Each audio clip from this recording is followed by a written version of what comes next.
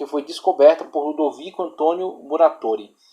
Foi descoberta em 1672.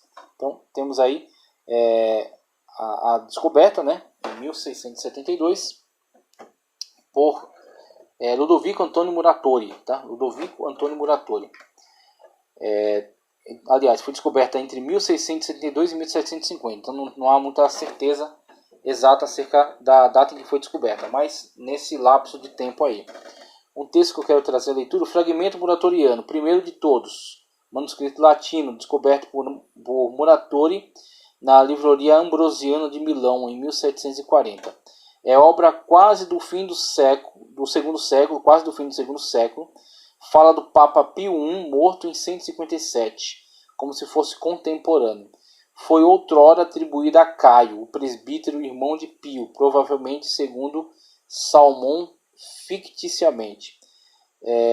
O fragmento, evidentemente traduzido do grego, principia por Lucas como terceiro evangelho, subentendendo os outros dois, e encerra todos os livros do Novo Testamento, com exceção de Hebreus, Tiago, 1ª e 2ª de Pedro, 2ª e 3ª de João, aqueles livros que ficaram durante algum tempo sob análise, tá ok?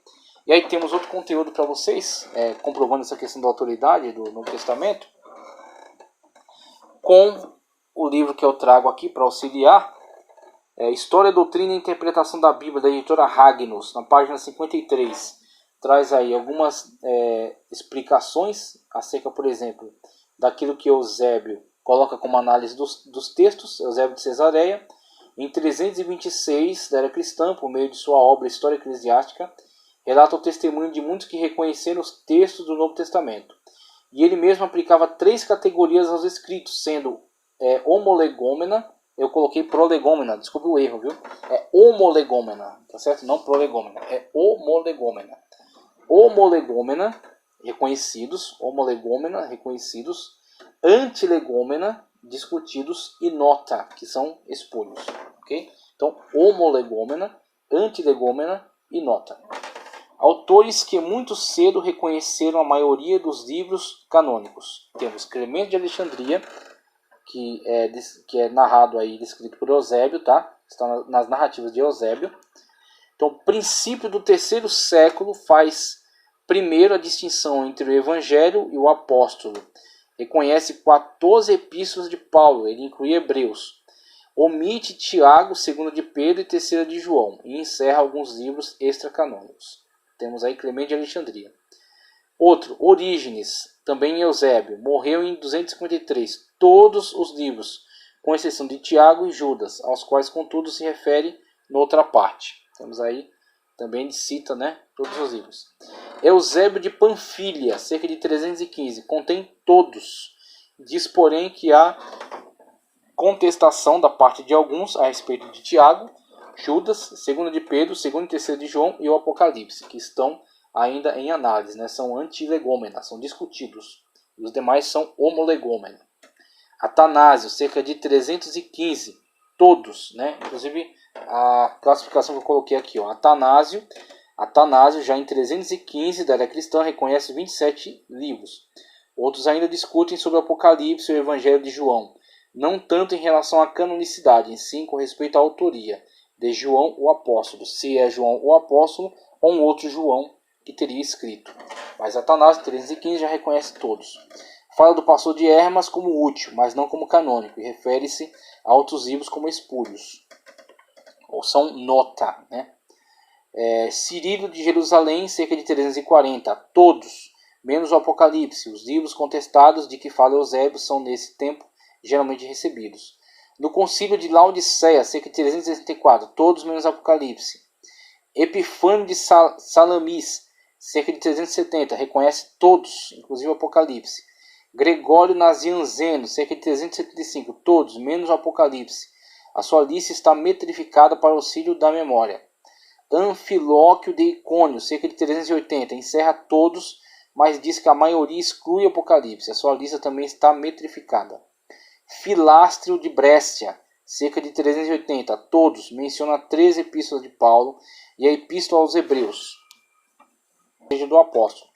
Diz também que os diz também que outros negam que sejam de João o Evangelho do Apocalipse. Então a questão de se admitir ser do apóstolo João ou não, mas não a questão de se discutir a autoridade canônica do texto. O texto é canônico, mas não necessariamente se está certo se é de autoria do apóstolo João. Talvez tenha sido um outro João. É isso que eles estavam discutindo nessa época, não a questão do conteúdo. Veja. Já em 327, todos os livros que estavam sendo discutidos foram, enfim, aceitos, comprovação universal agora, né? E o cânon fixado. E Crisóstomo, em 407, dá o nome de Bíblia ao cânon de Antigo e Novo Testamento. Veja, Sínodo de Cartago, em cerca de 397, ao qual assistiu Agostinho de Hipona, né? Também chamado Santo Agostinho. Contém todos, mencionando os livros especificamente. As atas desse sínodo são de grande valor para o seu testemunho. Jerônimo, cerca de 382 da era cristã, inclui todos. Diz apenas que a Epístola aos Hebreus é por muitos colocada fora do ciclo paulino. Rufino de Aquileia, cerca de 390, inclui todos. Agostinho, que morreu em 430, inclui e menciona todos. E refere essa Epístola aos Hebreus como sendo de Paulo. Crisóstomo, falecido em 407, numa sinopse que lhe é atribuída, mas de autoridade duvidosa, enumera 14 epístolas de Paulo, os 4 evangelhos e os Atos e 3 epístolas católicas, omitindo o restante. Muito bem, temos aí os textos e a sua evolução canônica. No quadro que eu apresento aí, você tem em linha cronológica o Senhor Jesus Cristo, os originais, indicados aí, né, nesse quadrado vermelho, foram escritos até 100 da era cristã, tá ok? Constantino virá muito posterior a isso. Né? Temos Constantino surgindo muito depois, tanto da produção quanto da aceitação, da canonização de todos os 27 livros do Novo Testamento. E aí, até o ano 1000, temos a produção de muitas cópias que estão disponíveis para nós e que comprovam a autenticidade e a fidedignidade com que foram preservados os textos do Novo Testamento, sendo pelo menos 24 mil cópias. 24 mil cópias, tá ok? Até o ano 1000 da era cristã, ok? E aí as Bíblias modernas de hoje que fazem então essa ponte, né, entre os textos mais antigos que estão preservados, que estão disponíveis, textos aí que recuam até o primeiro século da era cristã, como alguns fragmentos, tá ok? E uma quantidade enorme de textos que podem comprovar então a autenticidade da preservação desse conteúdo ao longo da história. As Bíblias modernas são traduzidas a partir dos manuscritos existentes mais antigos, muitos datados de 100 a 300 Anno Domini, né, da era cristã. Esses manuscritos fontes são bem anteriores a Constantino ou outras forças políticas religiosas que não interferiram nessa questão. Para fechar nossa aula sobre autoridade do Novo Testamento, temos o livro Novas Evidências, de Josh McDowell. Novas evidências que demandam um veredito, tá ok? Confiabilidade do Novo Testamento. Veja esses fragmentos, ok? Onde foram detectados, né, foram reconhecidos os textos a que se referem e a data que pode ser fixada a partir das análises químicas, né, laboratoriais que foram feitas no material. Essa é a questão. Você entendeu a importância desses fragmentos? Com o pequeno trecho que está nele, identifica-se a que texto pertence. Com o material, consegue-se encontrar a que época aquele material pertence. Tá certo? Em que época ele foi manipulado. Papiro 52, né, ou P52, Biblioteca John Highlands. João 18, 31 ou 33 é o texto que está sendo mencionado aí. A época em que foi produzido, 117, entre 117 e 138 depois de Cristo. E assim cai por terra todo aquele ceticismo construído ao longo de muita época pela escola da alta crítica textual.